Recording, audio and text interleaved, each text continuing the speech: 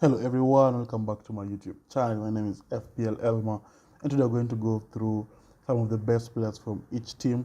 This is part 2. If you haven't checked part 1, I'll put the link down in the description and somewhere above on this video. You can click it and go check it out.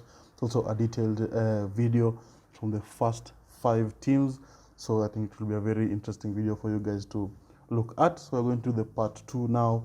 But before we get into this, if you're new around here, make sure you subscribe, and if you're enjoying the content, make sure you leave a like. So it really helps out the channel. So without wasting any much time, let's get straight into it. So the first team we're going to be looking at is Burnley.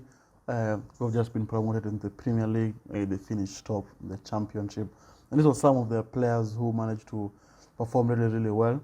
Although they might not transferred to the Premier League, I think they're still able to do a decent job. So we have Bayer, who's the centre back for Burnley, was the most consistent defender for Burnley, and the fact that he's 4.4, the fact that he's 4 million, and he played almost every match for Burnley in the Championship.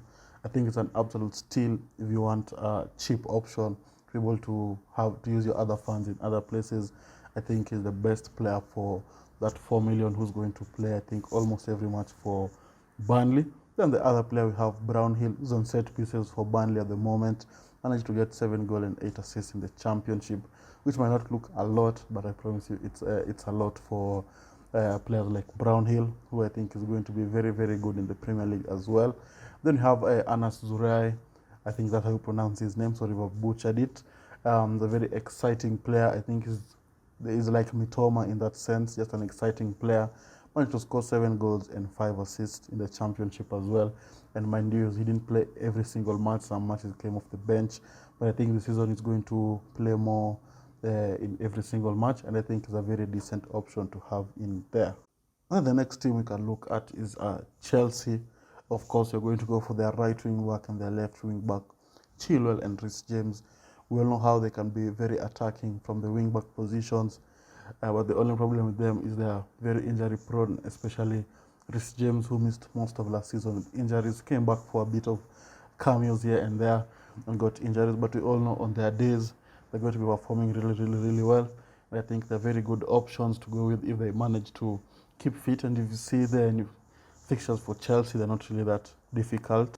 Apart from maybe game week 1, the rest of the game weeks I think they're fairly easy, especially with the new manager. They look exciting, so it will be a joy to watch them play, and a joy to see what Pochettino can do with Chilwell and Reece James, and they'll be able to provide those numbers. And then we have Nkunku, who I think is a very exceptional player, very good signing for Chelsea. In the Bundesliga, although he was injured for most of the season, he still managed to score 16 goals, which I think is remarkable, amazing. I think he's going to be a very good player for Chelsea, and I think for FPL, he's also going to be a very good player. But we also what happened to Havertz and Werner. Maybe we just hold a little bit back and see how he's going to perform for the first few matches, and see whether they're going to bring him in to the teams or not. But I think he's going to be an exciting player, and he's going to be very good for Chelsea, so especially that one player to watch out for this season. And then the next team you can look at is Crystal Palace. We all thought that they were going to be relegated at the end of last season, but the new manager came in and changed a lot of things in the team, and started to see some good performances.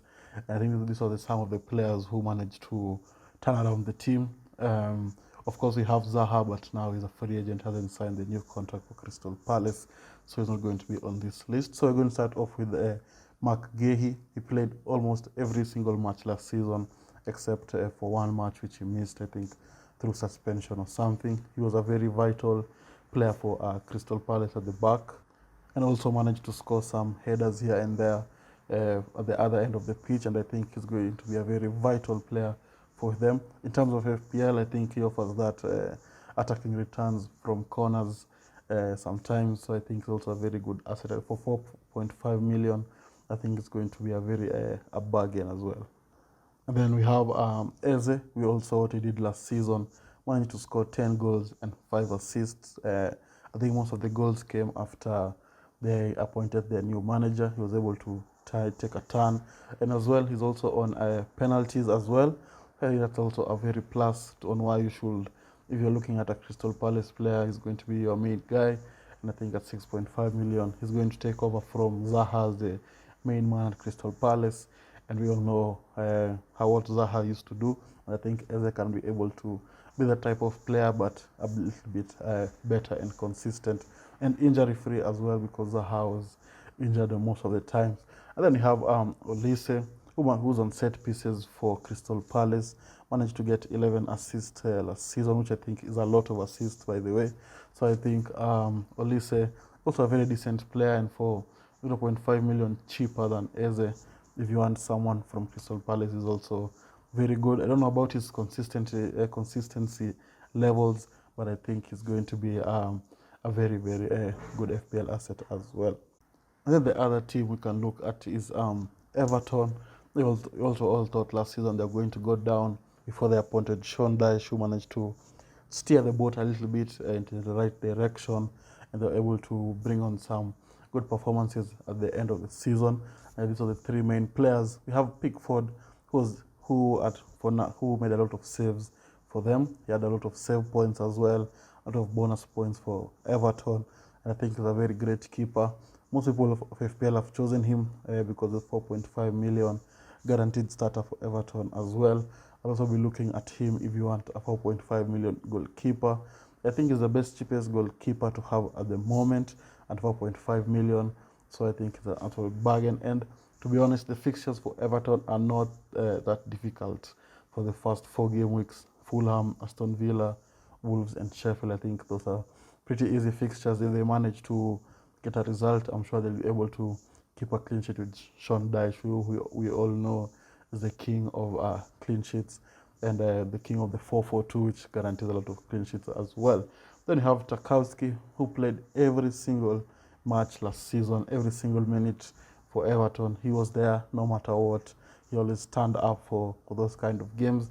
And you all know how dangerous he is from set pieces with the Sean Dyche special free kick technique.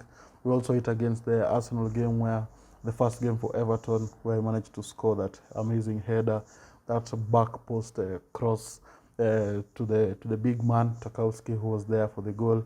I think the next season is going to be a regular, and I think with him, you also guaranteed that he's not going to be rested. You're only going to have your points no matter what. Even if it's 2 points, better than 0 points. And at 4.5 million, I think it's an absolute steal as well. And then we have Dominic Calvert-Lewin. Last season, he was hampered by injury most of the season. But when he came for those last matches, he was always scoring for Everton. So I think it's also going to be a decent option.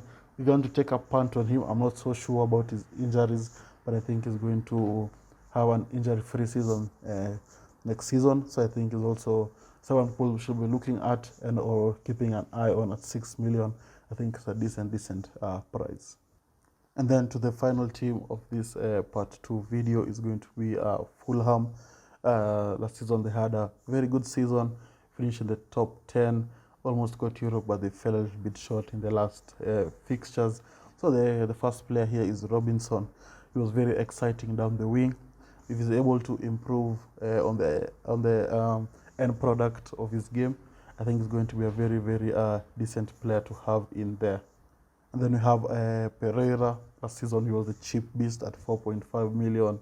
He was on set pieces for Fulham, managed to score, managed to get a lot of assists. He was on set pieces as well, and he's also on penalties when Mitrovic is not on the pitch.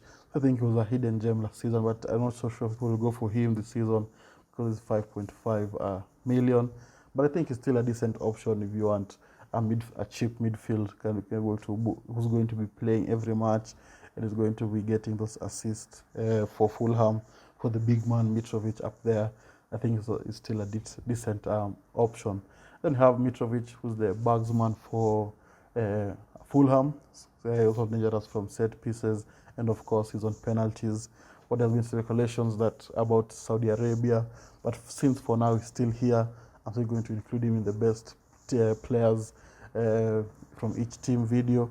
Managed to score 14 goals last season, which I think is very remarkable for a player who was in the championship, coming back and scoring 14 goals. I think is very outstanding.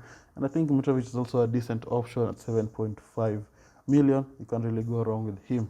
So those are the players for the best players for part 2 from each team. We've gone through Burnley, Chelsea, Crystal Palace, Everton, and Fulham. This is part 2. If you have enjoyed the video, make sure you leave a like.